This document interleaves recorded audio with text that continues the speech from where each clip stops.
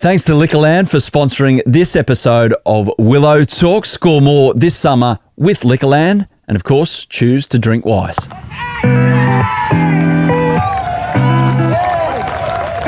Australia's Day at the SCG. Adam Peacock, Alyssa Healy, Brad Haddon swimming in the lake behind us at the moment, so he can't join us, keeping up his fitness routine.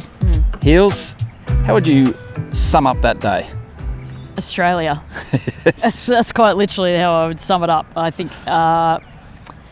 everything. I wouldn't say everything went Australia's way. I just think Australia outplayed England today on many a front. To be 134 runs ahead at the end of day 3, I think they would have taken that.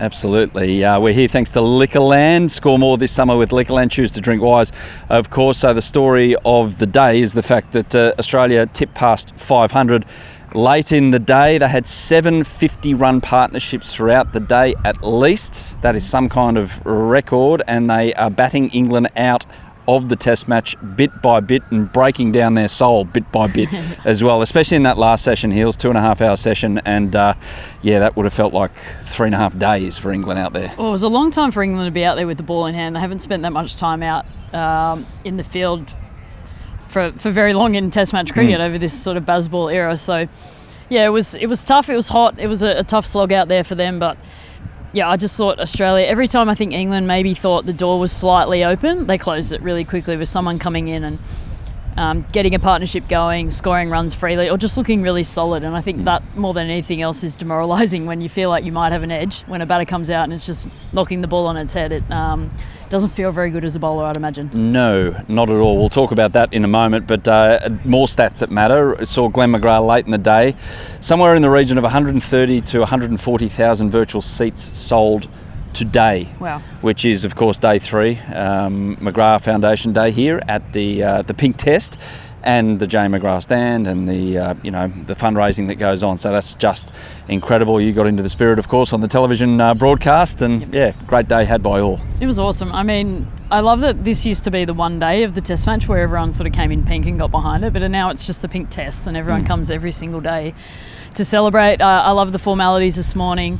Get to celebrate, some of the nurses and some of the survivors as well, which I think was really amazing. And what I might also love probably the most of everything is that the international teams coming over really get a part of it as well, which I think is really important and makes the day even more special. So kudos to everyone for showing up, first and foremost, in their pink outfits, but for also donating as well. I think 480,000 seats they want to sell, and I think they're ticking along nicely to hopefully make that happen. So many great numbers about the McGrath Foundation. There's a great number about Steve Smith. He's now scored 37 Test centuries, 5 at the SCG, his beloved SCG. I didn't see a way that he was going to get out, but along the way, it wasn't his flamboyant best, but geez, it was entertaining. He looked scratchy, I think, at times throughout the early part of his innings, but that might have been the wicket as well. Everyone said it's nice batting conditions, but every batter out there has found it a little bit tricky to start. But I feel like once he got going, all his mannerisms, movements, everything came out on show, and I feel like that was the sign that he was locked in. He wanted to make it a big one. I think in particular from about 60 to 100, I thought like he was really on task. He just wanted to make that happen. Obviously build a partnership, get a lead for Australia, but to make that 100, and he's at his flamboyant best, and hopefully he goes on with it tomorrow. But outstanding knock. I mean, 37 Test centuries is ridiculous, and he's only, one behind, or a couple behind Don Bradman for Ashes Test match centuries, which I think is a remarkable achievement. So kudos to him.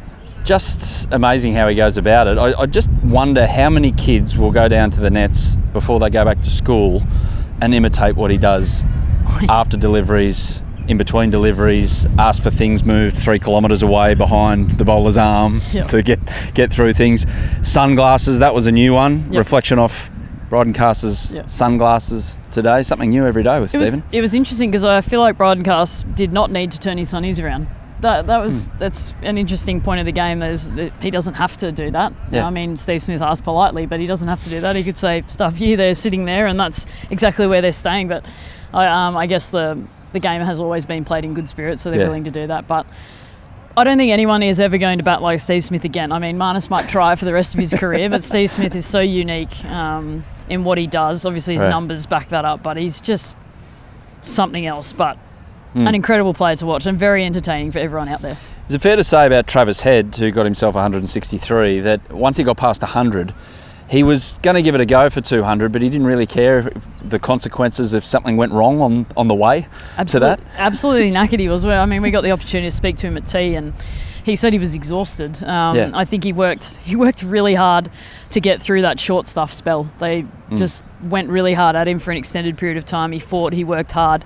And then he got out to Jacob Bethel, which I think he was really disappointed, because I think he thought when he got through that period, he'd be able to, cash in and get to 200. So, but I tell you what, his knock was really important, entertaining, but very important to get Australia off to a good start and whittle away at that lead. Australia's never lost a test when Travis Head scores a century. I think it's happened 16 times that they've gone on to win it as well. So that's pretty important. How do you reckon they went about their plans in that first session to try and get him out?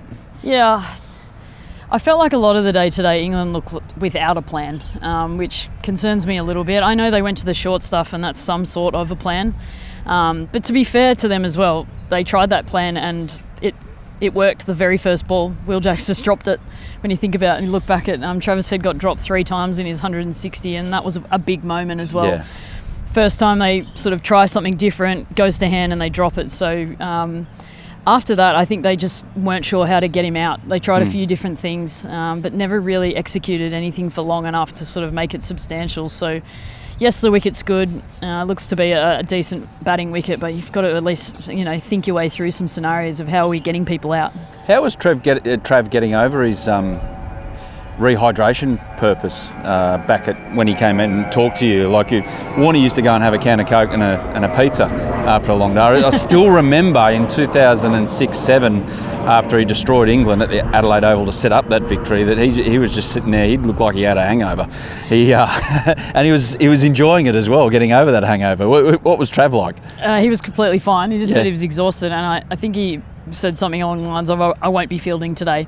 And I hope that he meant that in the sense that Australia will be batting the rest of the day. But if Australia had to go on and bat out in the field, it would have been interesting if he wasn't there. But he'll be fine. They've got access to everything they could possibly want. I reckon there would have been 3 or 4 fast bowlers in that dressing room, or blokes who bend their back to try and win a test match, who have had to go and bowl twice in a day over 2 innings, that would have maybe carried Trav out in a headlock to make sure that he went out and fielded if they did have to go out and field. I say that in jest. He's a team player, and he would have been out there, probably under the lid as well, sweating it out, so he would have been fine.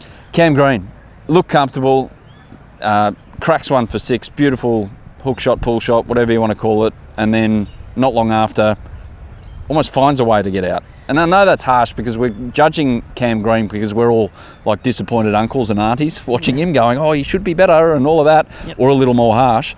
What's your view on how he got out today? Yeah, I feel disappointed for him. I'm not disappointed at him, but I feel disappointed for him in that he's looked really good. I think back to Melbourne as well. He looked really good on a tricky wicket everyone else was struggling on, and he ran himself out. And what an opportunity miss that was for him to, if he could have made a 50 on that wicket, would have made everybody else look a little bit silly. And today was a great opportunity for him to go on with something. He got off to a great start. He looked solid. But that, as is the case with cricket, especially Test cricket, you make one mistake and all of a sudden you're sitting back in the dressing room going, why did I do that? But I kind of approach it with a wicketkeeper's mentality of, we've always been taught growing up of don't let anybody else in. If you've got the gloves, there's only one spot in the team for a wicketkeeper. You've got the gloves, you hold on to them as long as you possibly can. So you're doing everything you can to catch the ball first and foremost, but you're doing your role there, but you're also making as many runs as you can. Make it hard for them to drop you. And I think from Cam's perspective, there's been a lot of talk about his spot in the team. Today was a great opportunity for him as the all-rounder to go out there and nail down that spot and say, this is mine, knowing that Bo Webster's coming in behind him, and said, nope, let's get 100, let's get a really big contribution to this total, and this is my spot, this is what I own. And that's probably why I feel disappointed the most for him, in that he makes one mistake, he's sitting in the dressing room, out strolls Bo Webster to the crease, it's on 40 or not out overnight. So looking good. Now the questions are going to be asked again about Cam Green, which I feel a bit sad about, but I guess at the same time somewhat justified. But there's 7 months to the next test. It's not as if there's another test match next week. So there's so much to go before we get to the point of even considering selection for the next test series. So everyone jumping to conclusions that he's going to be dropped. It's miles away. No, and he's got lots of opportunity to play cricket in between now and then as well, and opportunities to showcase his talent, his skill set, and his value to this side. And I don't think we're dropping him straight away, but it was just one of those opportunities today for him to go, this is my spot. Last one on this segment. We'll get to Secret Cricket Club in the second segment and look ahead to day 4 as well. But Ben Stokes and captaincy, and not so much field placings and, you know, putting pressure on, but not giving himself the second new rock. Thoughts? Yeah, also disappointed on that front. I watched him, you know, steaming in for 6 over, 7 over spell leading into the new ball, which screamed to me he's not taking the new ball. So he's already given up the ghost there a little bit. I mean, you think about the 2 guys that Australia may have feared facing with that new rock, knowing that, we were 60 behind at that time. You know, if they get it right, we could, you know, lose a few wickets and rely on our tail to knock off that 60. But you probably want Josh Tongue and Ben Stokes with ball in hand. They were going to trouble the batters the most. And all of a sudden you've got Bryden Cast, Matthew Potts, who hasn't quite found his rhythm this test match, running in with a new ball at you. That lead went away really, really quickly. So I don't know how many more times we could say it. I feel like a broken record speaking about it and putting it out there into the universe. But, I mean, at some point in time, they've got to get that right. Poor old Matty Potts looks like he's going to be the first to double ton this Ashes. Well, I feel sorry for him. It feels like you just, they're down there, so let's give him a boot on the ground. And I know he's actually a really talented cricketer, and it wasn't that long ago that they ruled him out of Test cricket, thinking that he was purely a white ball bowler. And next minute he's thrown into an Ashes series in the 5th Test. England are down 3-1. You know, we need to win this Test match, and he's got a new ball in his hand, and he hasn't bowled at any Australian batters so far on this trip. So I feel sorry for him in that regard. But then also he's been given the role of bowling that short plan. We overheard Travis say in the tea break that he was the easiest one, the most comfortable player to pull today was Matthew Potts because of the way that he bowled and the ball speed through the air. So then also doubling down on his lack of confidence potentially with the ball by then giving him that plan is also just grinding him into the dirt. So I feel sorry for him a little bit. Head up, Pottsy. We love you. We know you're a good bloke. We're off to a quick break here at the SCG. Back in a second with your questions from Secret Cricket Club and also a look ahead to day 4 thanks to Liquorland. Mates coming over to watch the cricket and you forgot the drinks? Liquorland will bring the drinks with free express delivery on orders over $99 and it will be there in under 60 minutes. Whether it's a backyard barbie, a picnic in the park or just everyone round at yours to watch the cricket, Liquorland's got you covered this summer. Liquorland, official gold partner of Cricket Australia. 18s plus only, T's and C's apply. Express delivery not available in South Australia or the Northern Territory. Delivery fees may apply. Choose to drink wise. We're back with Willow Talk, and for people watching on YouTube, you might notice that Alyssa Healy's got a large pile of fruit in her hand, and it's one fruit, one big watermelon. Why? Yeah. Not sure, Adam. I believe some sort of relation to you was carrying this watermelon around all day, and I can tell you it's very heavy. I may be practicing for parenthood, I'm not sure, but dear God, I hope my child isn't this heavy. I hope it doesn't have a head that big, just quietly. Brother Mark. Put her down. He was inside the SCG, Brother Mark, today and carried that out, and he said he won it. I want to know what goes on inside the SCG. How do you get it in? I couldn't even get my bag through security this morning. How did some guy bring a watermelon in? Well, once upon a time, someone got a pig in there and wrote Tony Lockett's name on it and they got it to run across the SCG. So anything is possible. Well, added to SCG folklore with the watermelon today, perhaps. Day 4, apart from Rockmelon and Cantaloupe getting in, or is that the same thing?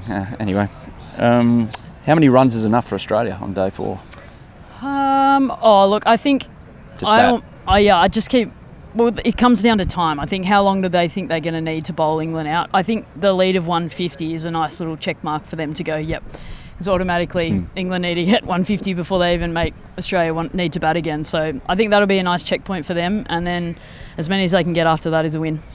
I reckon Mitchell Stark's pretty happy. He's got permission to slog from ball 1 when he goes out there. So happy days. Tried that last test and it failed. Yeah, well, these things happen.